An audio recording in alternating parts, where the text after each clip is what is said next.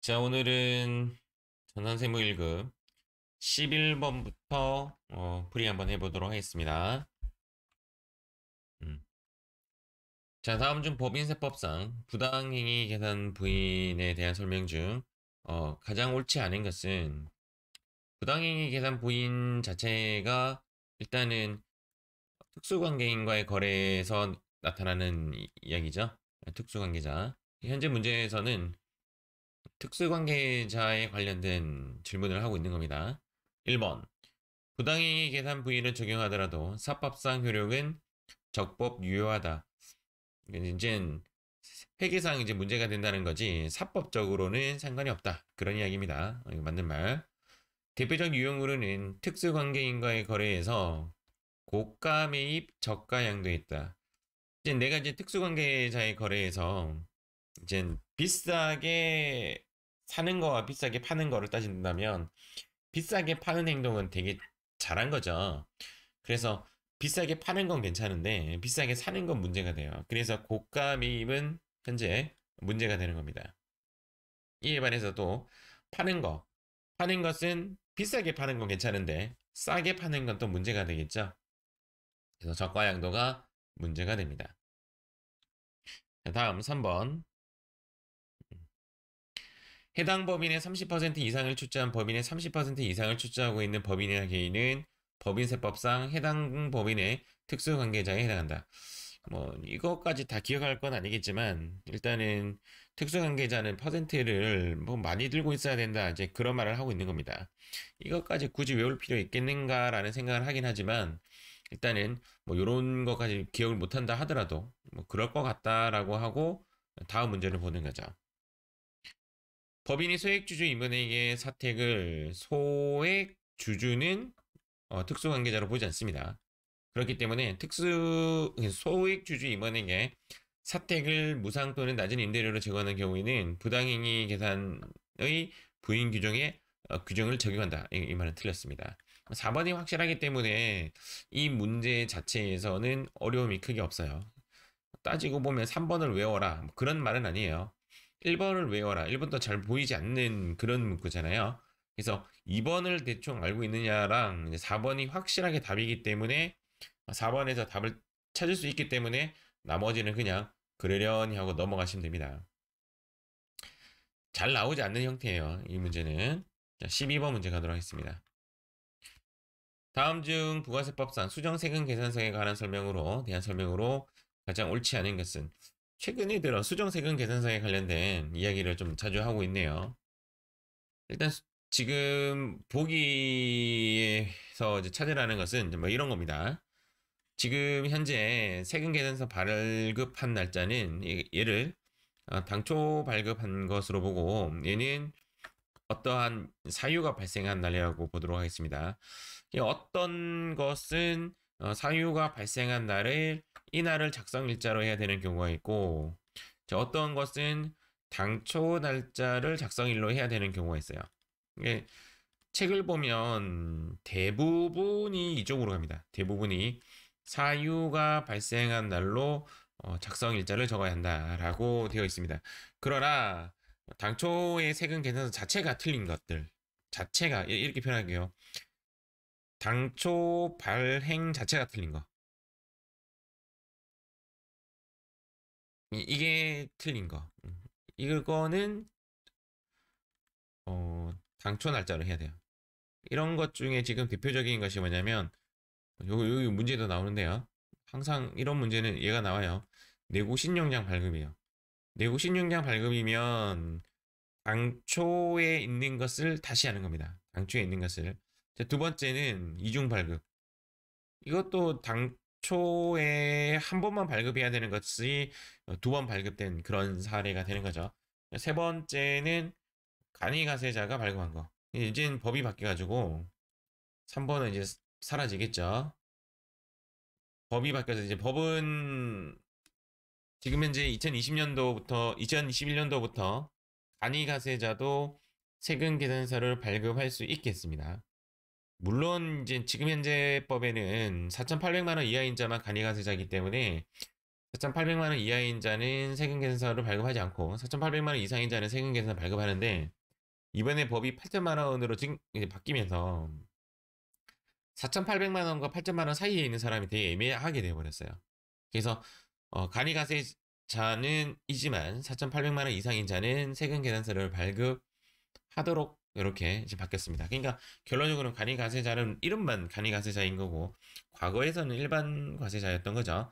어쨌든 간이가세자가 발급한 세금 계산서는 세금 계산서를 발급할 수 없는데 발급했기 때문에 이제 이런 거 문제가 된다는 거죠. 3번은 일단 안 나올 것 같은데, 일단 1번, 2번을 좀 기억을 하신다면 1번, 2번을 제외하고는 전부 다 그 사유가 발생한 날을 어, 날짜로 작성 일자를 적어야 한다, 이렇게 볼 수가 있습니다. 문제 한번 보도록 할게요.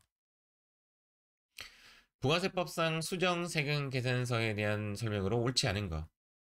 수정세금 계산서는 당초라는 것은 첫 날짜입니다. 세금 계산서를 적법하게 발급한 이후에 기재사항 등의 변경 사유가 발생되면 법령에 따라 발급할 수 있다. 당연하죠. 필요적 기재사항 등이 착오 외의 사유로 잘못 적힌 경우에는 재화나 용역의 공급일에 속하는 과세기간에 대한 확정 신고 기한까지 수정세금 계산서를 작성할 수 있다. 일단 이 말은 이제 언제든지 세금 계산서를 작성할 수 있다. 과서 확정 신고 기한까지 수정 세금 계산서를 작성할 수 있다, 이렇게 되어 있고, 다만 과세 표준과 세액을 경정할 것을 미리 알고 있는 경우에, 경정한다는 말이 뭐냐면 국세청이 야, 너 잘못했으니까 벌금 맞을 준비해, 나 지금 너한테 벌금 때리겠어 라고 하는 것이 경정이죠.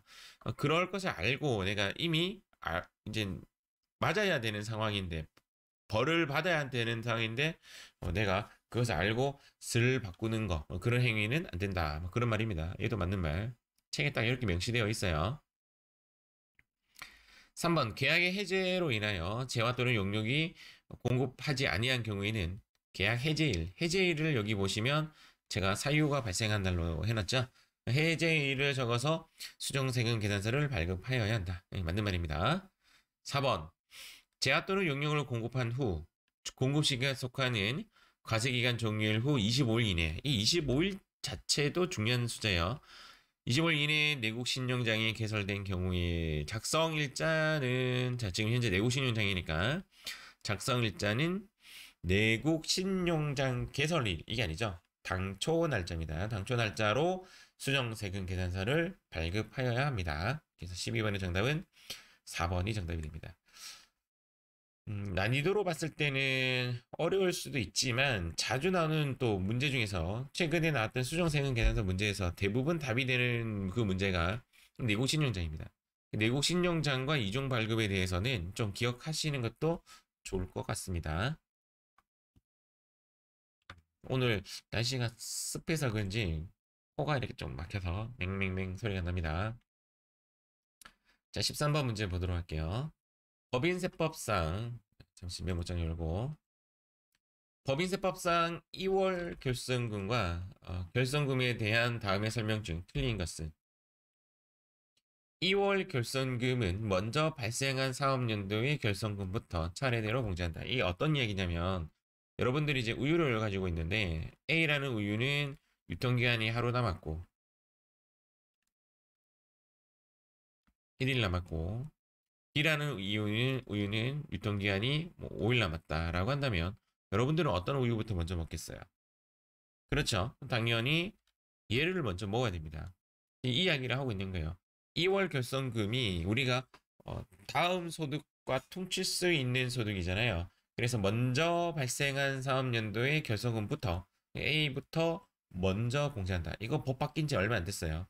그래서 과거의 2월 결성금 실기 문제에 보면 그 2월 결성금을 넣는 문제에는 지금까지 나온 문제는 전부 다 오답이 되는 거예요. 이것 때문에. 그래서 일단은 지금은 이게 맞는 거죠. 기간이 얼마 안 남은 것도 먼저 써 먹는 게 맞습니다. 얘는 맞는 말로 보시면 됩니다. 과거에는 안 그랬어요. 과거에는 이제 단기에 발생한 결성금부터 먼저 처리하도록 되어 있었어요.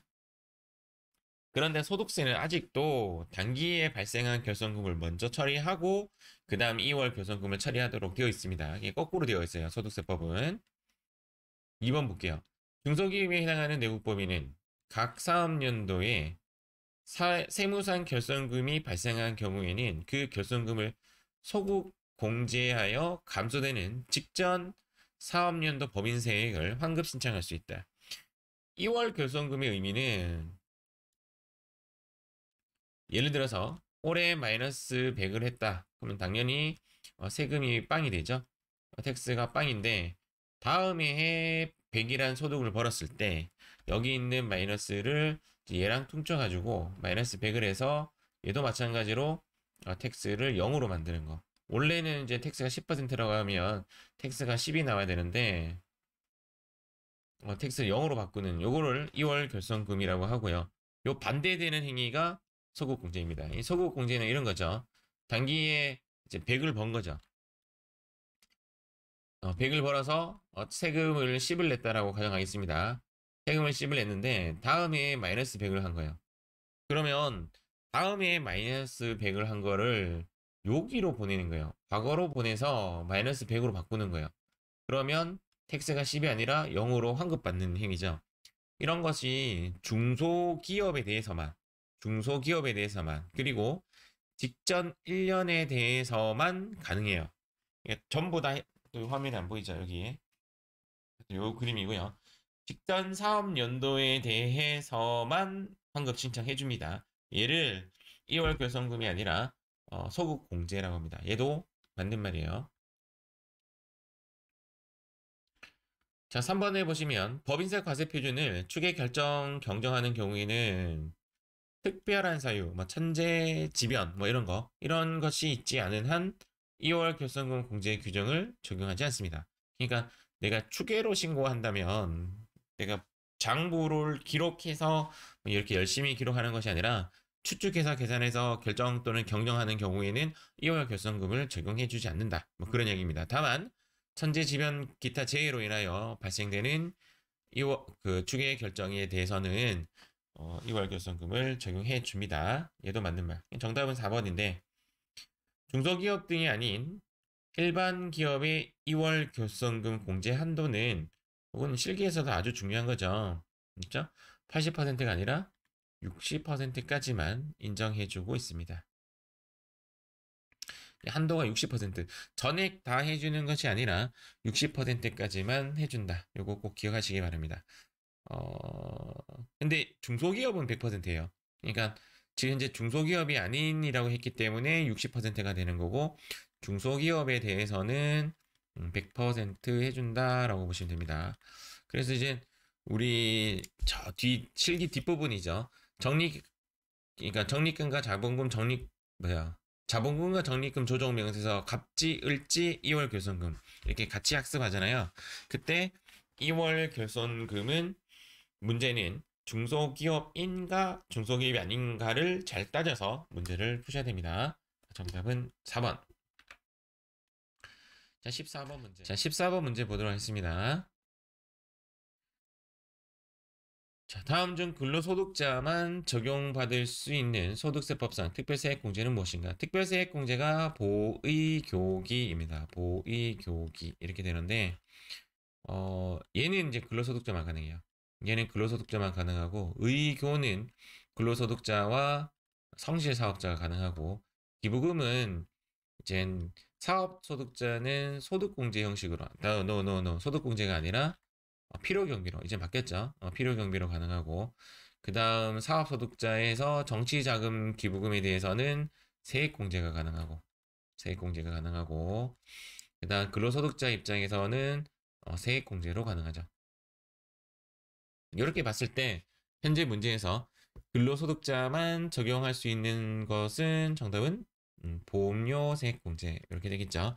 여기서 말하는 보험료는 보장성 보험을 이야기한다. 그렇게 보시면 됩니다. 특별세액공제는 보이유기 이렇게 네 가지입니다. 다음 15번 문제.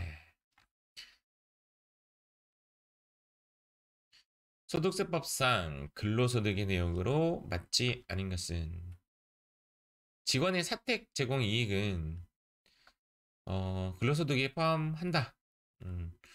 그렇죠. 내가 내가 아니죠. 직원이 아니라 임원회이죠.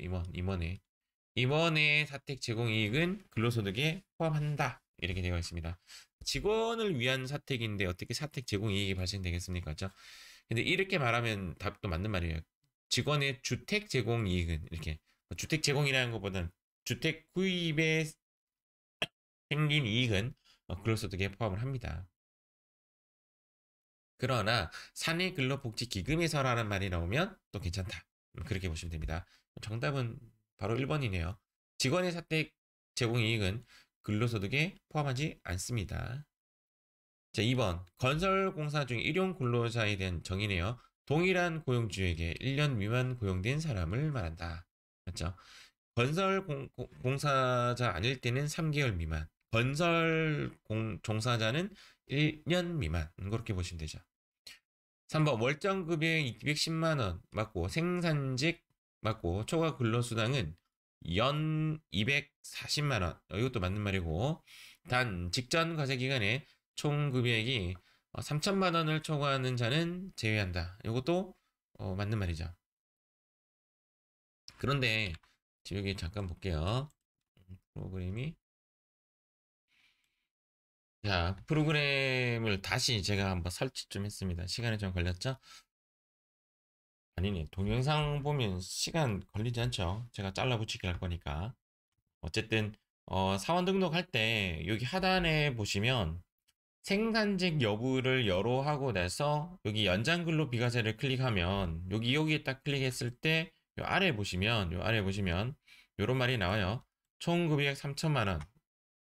글자가 좀 작게 나오지만 월정액 210만 원. 생산직 이렇게 세 가지 조건을 말을 해주고 있습니다.